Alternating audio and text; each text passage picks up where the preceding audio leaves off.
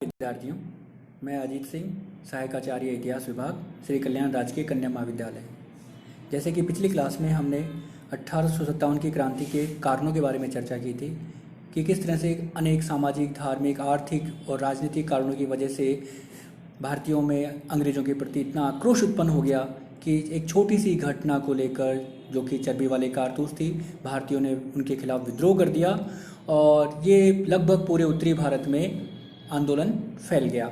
आज हम चर्चा करेंगे कि किस तरह से 1857 की क्रांति का विस्तार होता है, कहाँ कहाँ ये विद्रोह होते हैं और किन किन लोगों ने यहाँ पर इसमें भाग लिया था। तो हम सबसे पहले बात करेंगे 29 मार्च 1857 को, जिसमें मंगल पांडे ने, जो कि 34वीं NI रेजिमेंट के एक सैनिक थे, उन्होंने इन चर्बीयुक्त कारतूसों का प्रयोग करने से इनकार कर दिया और दो अंग्रेज अधिकारियों पर गोली चला दी, सार्जेंट ह्यूडसन और लेफ्टिनेंट बाग को। इसमें लेफ्टिनेंट बाग की मृत्यु हो जाती है। इससे ईस्ट इंडिया कंपनी 34वीं रेजिमेंट को भंग कर देती है और मंगल पांडे को फांसी की सजा दे दी जाती है। इस घटना की खबर जैसे ही अन्य सैनिक छावनियों में पता लगती है, सैनिकों में आक्रोश की भावना उत्पन्न हो जाती है। 10 मई 1857 को मेरठ छावनी में तैनात सैनिकों ने कंपनी के विरुद्ध खुला विद्रोह कर दिया और वहां उन्होंने अंग्रेज सैनिक अधिकारियों पर गोली चलाकर उन्हें मार दिया और फिर वो दिल्ली की तरफ कूच कर गए। इस समय मेरठ में जनरल हैबिट के पास में लगभग 2200 यूरोपियन सैनिक थे, लेकिन वो इन विद्रोही सैनिकों का मुकाबला करने में सफल नहीं हो पाए। दिल्ली पर हमला करके वो दिल्ली को जीत लेते हैं और वहाँ पर अंतिम भारतीय मुगल सम्राट बहादुर शाह द्वितीय, जिसे बहादुर शाह जफर भी कहते हैं, उनको भारत का सम्राट घोषित कर दिया जाता है।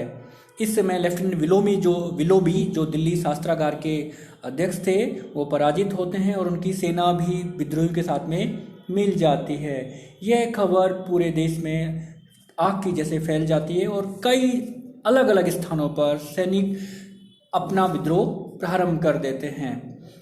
दिल्ली में जो सैनिकों का जो विद्रोह था, उसका नेतृत्व बख्त खान करते हैं, जो कि मुगल बादशाह के सेनापति भी होते हैं। इसके अलावा खान बहादुर खान बरेली में सैनिकों का नेतृत्व करते हैं और वो उन्हें दिल्ली ले आते हैं। लॉर्ड कैनिंग, जो उसमें भारत के गवर्नर जनरल थे, उन्होंने इस विद्रोह को दबाने के लिए भारतीय देशी रियासतों से मदद मांगी और उन रियासतों के सैनिकों को दिल्ली की तरफ कूच करने के आदेश दिए।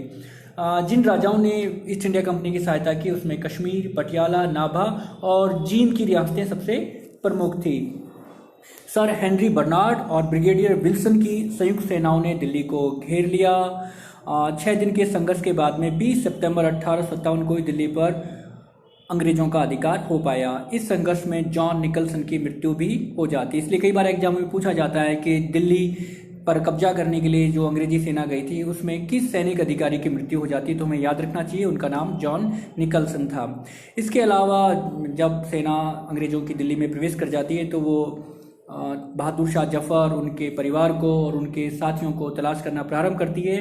बहादुर शाह के रिश्तेदार होते हैं मिर्जा इलाही बख्श, वो इनके पते के बारे में बता देते हैं और बहादुर शाह जफर को गिरफ्तार कर लिया जाता है और बाद में उन्हें बर्मा, यानी कि उनकी एक जो राजधानी थी रंगून, वहाँ पर उनको निर्वासित कर दिया जाता है और यहीं पर 7 नवंबर 1862 में उनकी मृत्यु हो जाती है।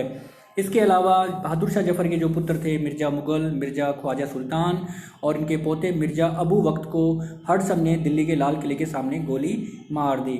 मिर्जा गालिब, जो एक मशहूर शायर हैं, वो उस समय दिल्ली में थे और उन्होंने इस पे लिखा है, यहाँ मेरे सामने रक्त का एक विशाल सागर है, केवल खुदा ही जानता है कि मुझे और क्या देखना बदा है। इसके अलावा लखनऊ में विद्रोह प्रारंभ हुआ, जो 4 जून 1857 को अवध की बेगम हजरत महल ने अपने अल्पवयस्क पुत्र ब्रिजेश कद्र को वहाँ का नवाब घोषित कर दिया और उनके नेतृत्व में सैनिकों ने विद्रोह कर दिया। ब्रिटिश रेजिडेंट हेनरी लॉरेंस ने यूरोपीय निवासियों और 2000 राजभक्त भारतीय सैनिकों के संग रेजिडेंसी में मदद ली। विद्रोहियों ने रेजिडेंसी को घेर लिया, जिसमें हेनरी लॉरेंस की मृत्यु भी हो जाती है। नवंबर 1857 में नए मुख्य सेनापति सर कॉलिन कैम्पबेल भेजे गए, जिन्होंने गोरखा रेजिमेंट की सहायता से पुनः लखनऊ पर अधिकार किया। बेगम हजरत महल ने सरेंडर नहीं किया और वो अंत में नेपाल चली गई। इसके अलावा मौलवी अहमद उल्ला शाह, जिन्होंने लोगों को अंग्रेजों के खिलाफ जिहाद के लिए उत्तेजित किया था, गुरिल्ला संघर्ष करते हुए अपना संघर्ष जारी रखा, परंतु बाद में पोया के राजा जगन्नाथ सिंह ने विश्वासघात के द्वारा उन्हें मरवा दिया। इसी प्रकार 5 जून 1857 को कानपुर में विद्रोह हुआ, जिसका नेतृत्व पेशवा बाजीराव द्वितीय के दत्तक पुत्र नाना साहेब, जिन्हें धोंदूपंत भी कहा जाता था, उन्होंने किया। इनकी सहायता की तात्या टोपे ने और अजीमुल्ला खां ने। नाना साहब ने स्वयं को पेशवा भी घोषित कर दिया था। इसके अलावा हम आगे बात करें तो छावनी के कमांडर, जो कानपुर की छावनी के कमांडर थे, जनरल सर व्हीलर ने सरेंडर कर दिया और बाद में इनके अंग्रेज स्त्रियों और बच्चों को सुरक्षित इलाहाबाद पहुंचाया जा सके। लेकिन सती चोड़ा, जिसे सती चोड़ा भी कहा जाता है, वहां पर विद्रोही सैनिकों ने इन्हें गोली मार दी। इसके अलावा हम देखते हैं कि जनरल नील जो कानपुर पहुंचते हैं 20 जुलाई को, और वो कानपुर पर अधिकार कर लेते हैं। इसके अलावा 6 दिसंबर 1857 को कैम्पबेल ने कानपुर को पुनः अपने अधिकार में कर लेते हैं और इसके पश्चात नाना साहब वहाँ से भागकर नेपाल चले जाते हैं। अब क्वेश्चन ये आता है कि कई बार एग्जामों में पूछा जाता है कि 1857 की क्रांति के किन 2 सेना नायकों को अंग्रेज पकड़ नहीं पाए थे, तो हमें याद रखना चाहिए बेगम हजरत महल और नाना साहब। इनके बारे में कहा जाता है कि ये दोनों ही नेपाल चले गए थे। झांसी, जो कि रानी लक्ष्मीबाई का क्षेत्र था, यहाँ भी विद्रोह प्रारंभ हुआ और यह 5 जून 1857 को प्रारंभ होता है। रानी लक्ष्मीबाई गंगाधर राव की विधवा थी और इनके दत्तक पुत्र दामोदर राव, जिन्हें अंग्रेजों ने वहाँ का शासक मानने से इनकार कर दिया था, इस चीज़ से नाराज होकर उन्होंने भी विद्रोह कर दिया। कानपुर से तात्या टोपे भी रानी झांसी के साथ आ मिले और रानी की कोटेशन बहुत फेमस है, मैं अपनी झांसी किसी कीमत पर नहीं दूंगी। 23 मार्च 1858 को ह्यूरोज को भेजा गया इस विद्रोह को दबाने के लिए। ह्यूरोज ने झांसी को घेर भी लिया। रानी लेकिन वहां से बचकर निकल जाती हैं, वो कालपी पहुंचती है और वह ह्यूरोज से पराजित हो जाती हैं। ग्वालियर के राजा सिंधिया, जो कि अंग्रेजों का राजभक्त था, उसकी सेना ने रानी का साथ दिया, जिससे ग्वालियर पर रानी का अधिकार हो गया।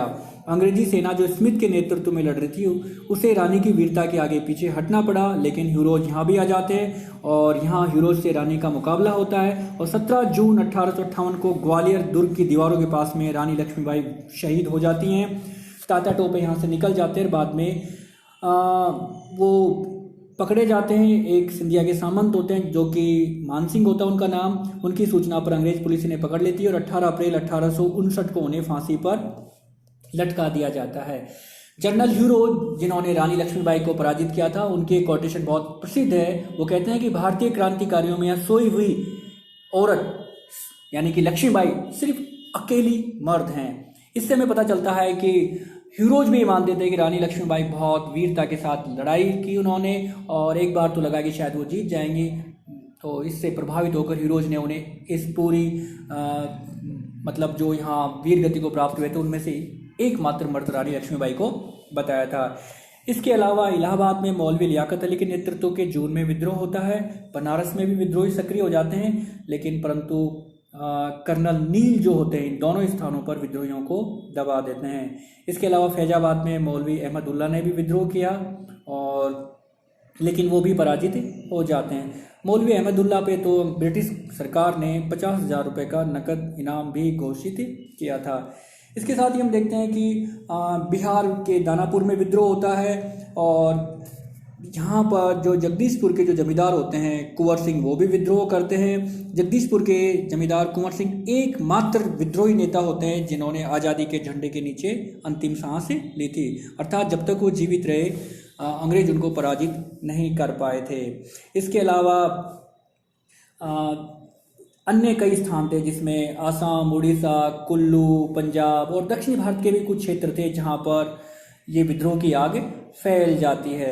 असम में 1857 के विद्रोह के समय वहाँ के जो अंतिम राजा थे पुरंदर सिंह के दीवान मनीराम दत्त ने उनके पोते कंदपेश्वर सिंह को राजा घोषित किया, जिसे अंग्रेजों ने विद्रोही माना। मनीराम और कंदपेश्वर सिंह को गिरफ्तार कर लिया जाता है और कलकत्ता में इन पर मुकदमा चलाकर इन्हें फांसी भी दे दी जाती है। अब हम राजस्थान के परिप्रेक्ष्य के बारे में बात करें तो देखिए हमारे यहाँ पर नसीराबाद, नीमच, चैरनपुरा, जोधपुर, इसके अलावा आउवा जो कि जोधपुर में एक स्थान है, यहाँ पर विद्रोह होते हैं और कोटा में तो मेजर बर्टन की हत्या भी कर दी जाती है। इसके बाद में यहाँ के जो विद्रोही नेता होते हैं जयदयाल, उनको तोप के मुंह से बांधकर उड़ा दिया जाता है। कुछ पंजाब के स्थान भी हमें देखने को मिलते हैं जहाँ विद्रोह हुआ था, इसमें गुड़गांव और मेवाती प्रमुख हैं। इसके अलावा जब हम दक्षिणी भारत की चर्चा करेंगे तो वहाँ भी हमें कुछ स्थानों पर ऐसा एविडेंस मिलते हैं कि शायद वहाँ भी कुछ लोगों ने विद्रोह किए थे। तो इस प्रकार हम देखते हैं कि अंग्रेज़ों की नीतियों से, उनके सामाजिक भेदभाव से, इन सब चीज़ों से नाराज़ होकर भारतीयों ने उनके खिलाफ विद्रोह किया। और इस विद्रोह के कारण एक बार तो लगा कि शायद ईस्ट इंडिया कंपनी यहाँ का शासन भारत से हमेशा हमेशा के लिए ख़त्म हो जाएगा, लेकिन अपने ही लोगों का पूर्णतः साथ न देने के कारण यह विद्रोह सफल नहीं हो पाया। इसका बस एक ही परिणाम निकला कि 1858 के एक्ट के द्वारा ईस्ट इंडिया कंपनी का शासन समाप्त हो गया और ब्रिटिश क्राउन का शासन स्थापित हो जाता है। धन्यवाद।